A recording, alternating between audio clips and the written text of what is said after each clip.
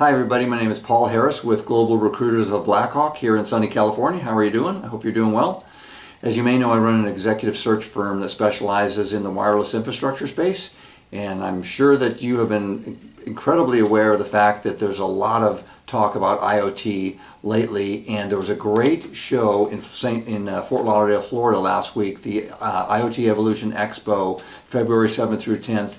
And I wanted to, in case you weren't able to make it, I want to do my best in the next few minutes to just kind of make you feel like you were there and just give you a little background in terms of the highlights of what happened from my perspective. So once again, it was in Fort Lauderdale. There was 3,000 people. There was 100+ exhibitors, great keynotes, great breakout, great panels, great networking, etc. Some of the things that are kind of highlights from my perspective, Sprint and their client Biotelemetry received the 2017 Evolution Business Impact Award for deployed successful IoT solutions. They solved a significant medical challenge regarding heart monitoring. Some of the other keynotes and breakouts of particular interest were Mike Kofi from Core Wireless, spoke on MVNOs, Every Enterprise is Global. Sharon McDaniel from ATAC talked about enabling smart workers and smart devices. Chris Drake, who's a CTO for iConnective, did have a great talk on IoT security and the curse of knowledge for developers. And there was a great keynote by Gary Davis from Intel talking about what things are going to look like in 2020, called Life with 50 billion connected devices. Vetsal Shah, the CEO of Litmus Automation, announced some major improvements to its IoT portfolio flagship software, Loop. On the M2M front, Chris Penrose, president of IoT Solutions for AT&T, announced the acceleration of its LTE-M, low power wide area LPWA network deployment for IoT services, with nationwide availability in the U.S. scheduled for the second quarter of this year, and then the same level of coverage in Mexico by the end of the year.